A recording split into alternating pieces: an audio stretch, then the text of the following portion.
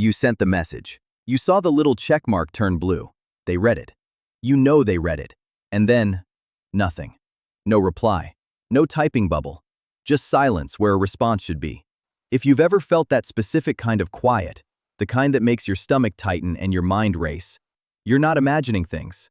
The average person now receives over 100 emails and 150 messages every single day.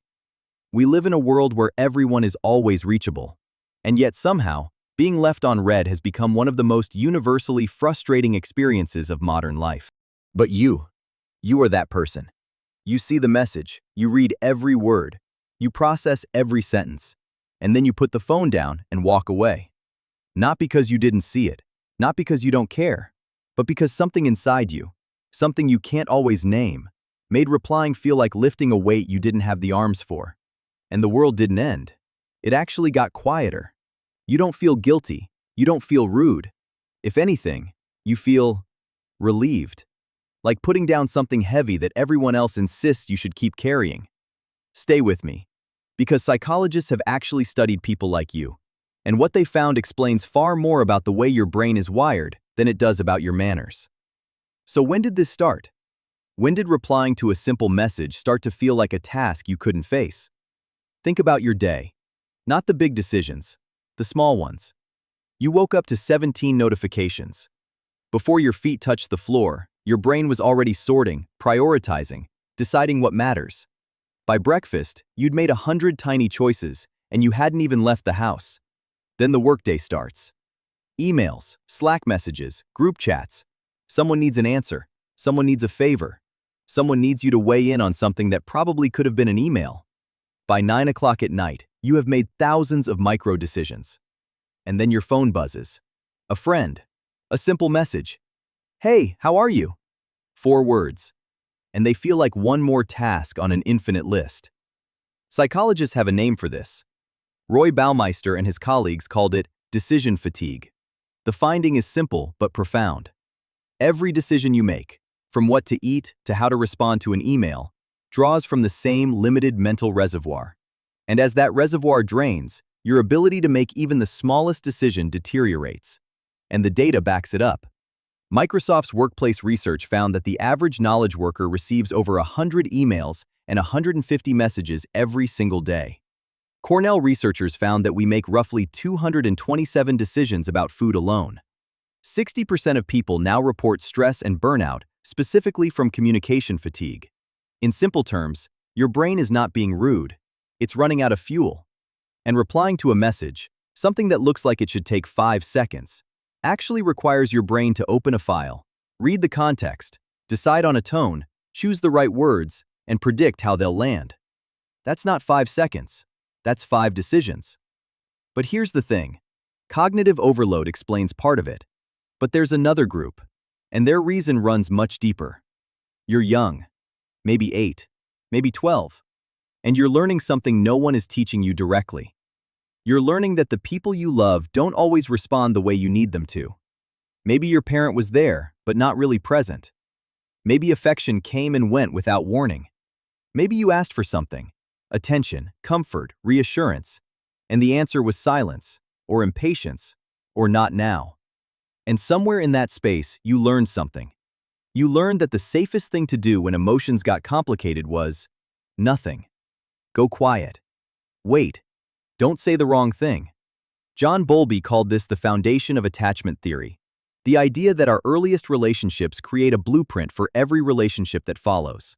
And researchers Hazan and Shaver took it further, showing that these childhood patterns don't disappear. They follow us into adulthood, into our friendships, our partnerships, and yes, into how we handle a text message. A 2025 study from Penn State found something remarkable.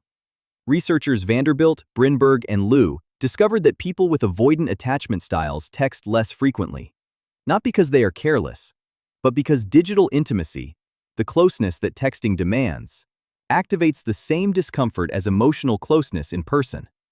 Researcher Shanhong Luo found a similar pattern. People with insecure attachment styles often rely more heavily on texting as a percentage of their total communication. But the avoidant types? They pull away.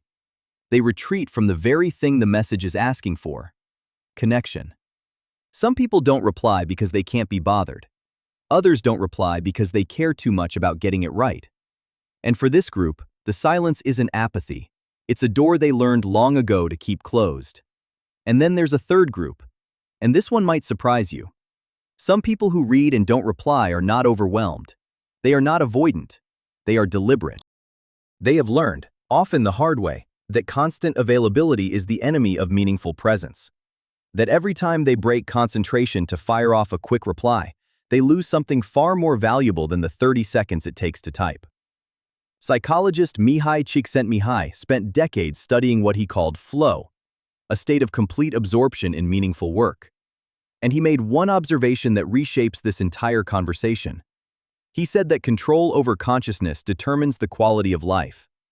These people triage their attention the way a surgeon triages patients. Not out of cruelty, out of clarity about what matters most right now. But here's where it gets complicated. Because not everyone who goes silent is doing it from a place of strength. Not everyone who goes quiet is protecting their energy. And this is the part most videos like this skip. But we're not going to do that. Some people weaponize silence. They read your message and choose to say nothing. Not because they're overwhelmed, not because they're avoidant, but because they want you to feel the weight of the weight. To chase, to question, to wonder what you did wrong. Silence, in the wrong hands, is not a boundary. It's a power play. And here's why it works so well. In 2003, researchers Eisenberger, Lieberman, and Williams published a study in the journal Science that changed how we understand social pain. They put participants in a virtual ball-tossing game and then excluded them. And when they scanned their brains, the anterior cingulate cortex, the same region that processes physical pain, lit up. The silence doesn't just feel like rejection. To your brain, it is rejection. The same neural alarm that fires when you stub your toe fires when someone reads your message and says nothing. So if you're watching this, ask yourself honestly. Do you leave messages unanswered because replying feels heavy? Because your brain is genuinely spent and the words won't come? Or do you do it because there's a small part of you that likes the distance? That finds comfort in being the one who doesn't need to respond? Because one is protection, the other is a wall. And only you know which side you're standing on. And here's the paradox. In 1927, psychologist Bluma Zeigarnik discovered something that still holds up nearly a century later. Unfinished tasks occupy more mental space than completed ones. Your brain remembers what it hasn't resolved. It keeps the file open. It runs the loop in the background. Every message you read but don't reply to stays open as an unfinished task in your mind. You think you're saving energy by not replying, but your brain is spending more energy keeping that silence alive than it would cost to send 3 words.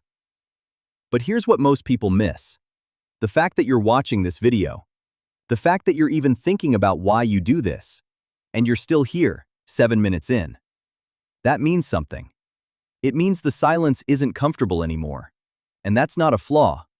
That's the beginning of awareness. So let's talk about what this really is, because it's not what most people think. Ignoring a message and choosing not to reply are not the same thing. Ignoring is absence. Choosing is presence.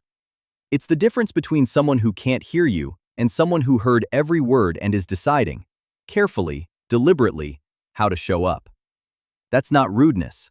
That's bandwidth management. That's not coldness. That's someone whose inner world demands as much attention as the outer one. That's not a character flaw. That's a nervous system that learned the hard way that not every signal deserves an immediate response. And somewhere along the way, we forgot something. We live in a world that has confused availability with care. We've built an entire culture around the idea that love means instant response, that friendship means never making someone wait, that silence is always an insult. But that's not connection. That's surveillance. Real connection isn't measured in response times. It's measured in the quality of presence when someone finally does show up. And the people who take their time to reply? They're not giving you less. They're making sure that when they do give, it's real. And if you're on the other side of this, if you're the one staring at a read receipt right now, wondering what you did wrong, hear this. Most of the time, it's not about you. It was never about you. The person on the other end of that silence is fighting a battle with their own bandwidth, their own wiring, their own nervous system. And the kindest thing you can do is give them the same grace you'd want when the roles are reversed. So if you're watching this and you recognized yourself in any of it, you are not rude. You are not inconsiderate. You are not the villain in someone else's story about a text message. You are a person living in a world that sends more messages in a single day than your grandparents received in a year. And your brain, your beautifully overwhelmed, quietly self-protecting brain, is doing the best it can with a system that was never designed for this volume, for this speed, for this constant, unrelenting demand to perform connection on someone else's timeline. And if that sounds like you, you're not alone. You belong to a quiet group of people who process the world more deeply than they perform for it. Leave a quiet comment if you've ever read a message, felt everything, and still couldn't find the words to reply. I read every single one. If this felt like someone finally explained a part of you that you couldn't explain yourself, subscribe. Because the next video might go even deeper. And if this resonated, you're going to want to see why people who overthink everything might actually be processing the world at a level most people never reach.